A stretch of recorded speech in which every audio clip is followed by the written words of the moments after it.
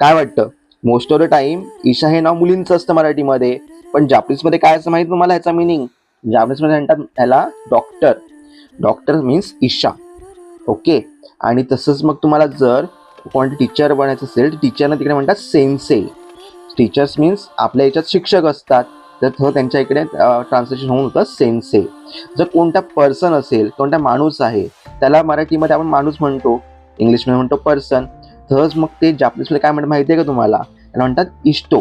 जर कोणाला आपण उपमा द्यायची असेल की तो खूप छान माणूस आहे, तो खूप छान आहे, तर काय म्हणायचं माहिती आहे तिकडे? यशाशी इष्टो. यशाशी मीन्स छान. आणि जर तुम्हाला माहिती आहे का, कोण जर स्टायलिश असेल तर स्टायलिश म्हणजे काय असतं जापनीजमध्ये याचं मिनिंग की काकोई.